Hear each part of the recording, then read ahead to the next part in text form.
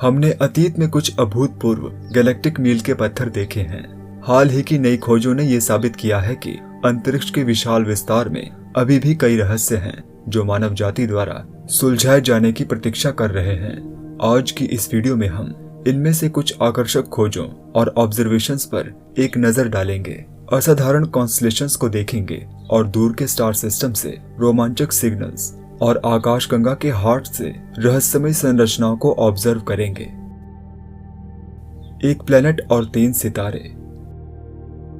पिछले दशकों की खगोलीय खोजों ने हमें एक बात बिल्कुल साफ कर दी है, इस यूनिवर्स में असल में कई और ज्यादा प्लैनेट्स हैं जितना कि रिसर्चर्स ने पहले अनुमान लगाया था। अगस्त 2021 तक रिसर्चर्स ने 3500 से भी ज्यादा अलग अलग सिस्टम्स में 4800 से भी ज्यादा प्लैनेट्स का पता लगाने में सफलता प्राप्त की थी, जबकि पृथ्वी जैसे प्लैनेट्स की खोज आज भी वैज्ञानिकों की जांच का केंद्रीय बिंदु है। वे दूर के गैलेक्टिक प्लैनेट्स जो अपनी संरचना में कुछ अलग हैं, हमारे नीले प्लैनेट की प्राकृतिक बनावट से कोई कम आकर्षक नहीं है। खासतौर से हमारे सोलर सिस्टम से दूर के क्षेत्रों में एक फंडामेंटल पैटर्न उभरता है। अधिकांश प्लैनेट्स गुरुत्वाकर्षण से एक केंद्रीय तारे से बंधे होते हैं। दूसरे मामलों में गैलेक्टिक कॉन्स्टलेशंस में 2 सितारों की परिक्रमा करने वाले प्लैनेट्स मौजूद हैं। खगोल वैज्ञानिकों की सनसनीखेज ऑब्जर्वेशंस के बाद अब रिसर्चर्स सितारों के मानचित्र में प्लैनेट्स और होस्ट सितारों के बीच एक नया कॉन्स्टलेशन जोड़ सकते हैं। रिसर्चर्स के अनुसार हमसे कुछ 100 प्रकाश वर्ष दूर एक आकाशीय अस्तित्व है जो 1 या 2 नहीं बल्कि एक ही समय में 3 तारों की परिक्रमा करता है। ये ground breaking observations star system GW Orionis में रिकॉर्ड की गई थी। ये स्टार सिस्टम ओरायन कॉन्स्टलेशन में मौजूद है।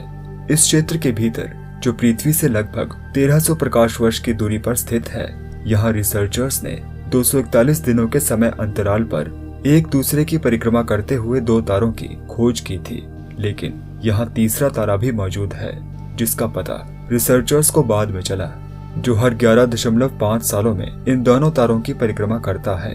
लेकिन GW ओरायनिस में ये जानी मानी प्लेनेटरी डिस्क बार बार वैज्ञानिक रुचि का केंद्र बनती रहती है।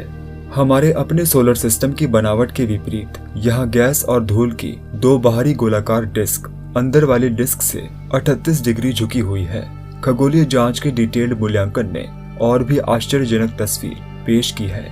GW ओरायनिस की धूल डिस्क खुद को लगभग पूरी तरह से विकृत और फटा हुआ दिखाती है और साफ तौर पर बड़ा अंतर दिखाई देता है। इसलिए वैज्ञानिक इस संबंध में अपने आप से एक प्रश्न पूछते हैं कि इस धूल डिस्क के इस तरह से फटा हुआ होने के पीछे कौन सी गैलेक्टिक प्रक्रियाएं जिम्मेदार हो सकती हैं। पहले रिसर्चर्स को इन 3 सितारों पर संदेह था जो इस असामान्य धूल डिस्क को बनाते हैं। हालांकि लास वेगस में नवाडा यूनिवर्सिटी के वैज्ञानिकों की एक टीम पूरी तरह से एक अलग निष्कर्ष पर पहुंची। वहां के रिसर्चर्स ने एक थीसिस पेश की कि देखी गई विशेषताएं शायद एक प्लेनेट के निशान को रिप्रेजेंट करती हैं। यहाँ एक बड़ा गैस से बना प्लेनेट हो सकता है जिसका आकार बढ़ रहा है और वो आसपास के मटेरियल को अपने में समेट रहा है। अगर धूल डिस्क में इन गैप्स के लिए ये एक्सप्लेनेशन सही साबित होती है तो ये एक खगोलीय मील का पत्थर साबित होगा। ये असल में रिसर्च के इतिहास में पहला ज्ञात प्लैनेट होगा जो लगभग 3 सितारों की परिक्रमा करता है। हालांकि वैज्ञानिक अभी तक इस असाधारण प्लैनेट को ऑब्जर्व नहीं कर पाए हैं, लेकिन हम अभी प्रोटोप्लैनेटरी डिस्क में इसके संभावित निशान चिन्हों का पता लगाने में सक्षम हैं, जो संदेह के लिए कुछ जगह छोड़ देते हैं। उदाहरण के लिए कुछ रिसर्चर्स का मानना है कि धूल डिस्क में ये गड़बड़ गुरुत्वाकर्षण फोर्स के कारण हो सकती है। इस गैलेक्टिक रहस्य की तह तक जाने के लिए रिसर्चर्स अब GW ओरायनिस में अपनी ऑब्जर्वेशंस को तेज करना चाहते हैं। चिली में मौजूद बहुत बड़े टेलीस्कोप और अल्मा टेलीस्कोप के साथ ऑब्जर्वेशंस इस रोमांचक प्रश्न का ज्यादा गहराई से उत्तर देने में मदद कर सकते हैं। दूसरे स्टार सिस्टम से रेडियो सिग्नल।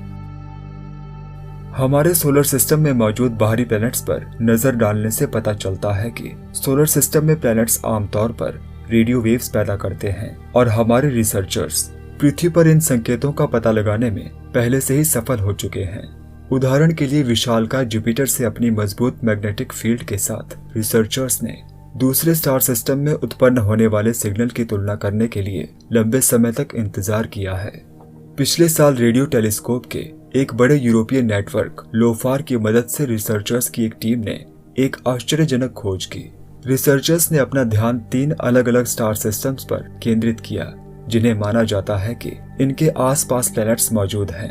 वैज्ञानिकों ने तब कलेक्ट किए गए डेटा की तुलना उस जानकारी से की जो उन्होंने जुपिटर के अपने ऑब्जर्वेशन के दौरान कलेक्ट की थी। अल्टीमेटली ये पृथ्वी से 50 प्रकाश वर्ष दूर डबल स्टार सिस्टम टाउबोटीज था, जो जल्दी ही वैज्ञानिक ध्यान का केंद्र बन गया। ये सिस्टम गैस के विशालकाय प्लैनेट टाउबोटीज बी के कॉस्मिक होम के रूप में भी काम करता है और असल में ऐसा लगता है कि ऑब्जर्वेशन के दौरान पता चली रेडियो वेव्स इस गैसीय प्लैनेट की मैग्नेटिक फील्ड में पैदा हुई हो सकती है। वास्तव में रिसर्चर्स ने इसकी संभावना को 98% पर रखा है। फिर भी ये भी संभावना है कि ये सिग्नल इस प्लैनेट से नहीं बल्कि उसके बाइनरी स्टार सिस्टम से पैदा हुए हो सकते हैं। सिद्धांत रूप में ब्रह्मांड के दूर के क्षेत्रों में रेडियो वेव्स का पता लगाना बहुत मुश्किल होता है क्योंकि प्लैनेट्स की मैग्नेटिक फील्ड सामान्य रूप से अपेक्षाकृत बहुत कमजोर दिखाई देती है।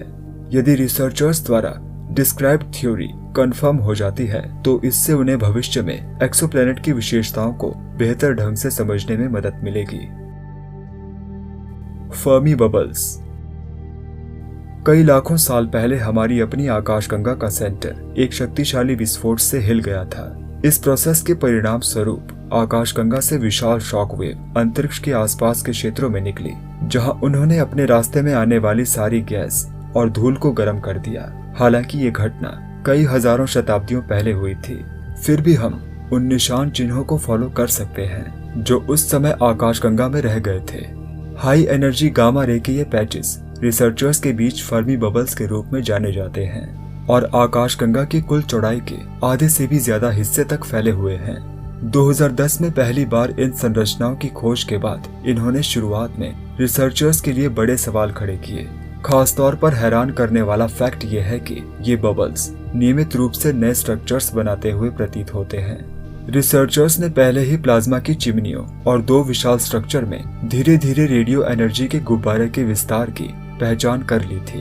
अब तक ऑब्जर्व की गई इन संरचनाओं में से सबसे बड़ा एरोसिटा बबल है, जो 2010 में फर्मी टेलीस्कोप द्वारा खोजे गए थे। ये रहस्यमय स्ट्रक्चर केवल एक्स-रे लाइट में दिखाई देते हैं। हालांकि ये नए खोजे गए बबल वास्तविक फर्मी बबल की तुलना में बहुत कम ऊर्जावान है, जिन्हें 2020 में एक्स-रे टेलीस्कोप एरोसिटा द्वारा खोजा गया था। इन दोनों बबल्स के डायमेंशंस 45,000 प्रकाश वर्ष के विस्तार के साथ प्रैक्टिकली समान हैं। हम इन स्ट्रक्चर्स की समय सूचक के आकार की संरचनाओं के रूप में कल्पना कर सकते हैं।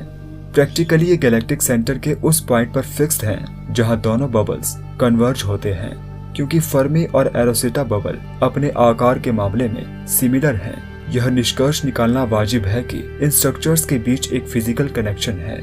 ये विचार इस अजम्पशन की ओर ले जाता है कि 2 ऑब्जेक्ट का ओरिजिन हुआ है और वो गैलेक्टिक विस्फोट भी जो लाखों साल पहले मिल्की वे के सेंटर में हुआ था। हालांकि आज तक वैज्ञानिक ये नहीं जानते हैं कि ये बुलबुले शुरुआत में क्यों बने थे। एक थ्योरी ये है कि ये कॉस्मिक विस्फोट ब्लैक होल सजिटेरियस ए से एनर्जी के विस्फोट पर आधारित था, जो हमारी आकाशगंगा के सेंटर में स्थित है।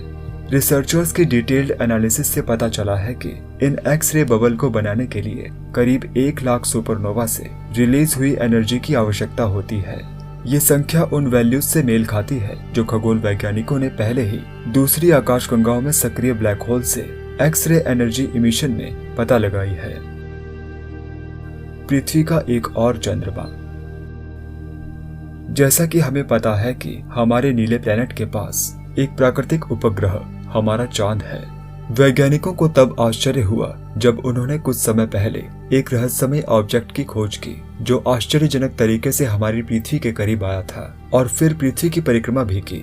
तुरंत ही ये थ्योरी पैदा हुई कि ये एक मिनी मून या दूसरे शब्दों में एक छोटा प्राकृतिक उपग्रह हो सकता है जो केवल थोड़े समय के लिए पृथ्वी की परिक्रमा करता है। एक सटीक ऑब्जर्वेशन से अंत में ये पता चला कि ये रहस्यमय ऑब्जेक्ट एक अंतरिक्ष चट्टान नहीं बल्कि वास्तव में इंसानों द्वारा बनाया गया ऑब्जेक्ट है। ये मिनी मून कोई और नहीं बल्कि 1960 के दशक में बनी रॉकेट टरबाइन है। ज्यादा सटीक रूप से कहूं तो ये सर्वेयर 2 का एक कंपोनेंट था जो एक नासा का अंतरिक्ष यान था जो 1960 के दशक के मध्य में एक सॉफ्ट लैंडिंग या दूसरे शब्दों में बिना इंसानों के चांद पर लैंडिंग करने वाला था। हालांकि 1960 के दशक के मध्य में इसके रॉकेट से प्रोब अलग होने के बाद ये चांद की सतह पर दुर्घटनाग्रस्त हो गया।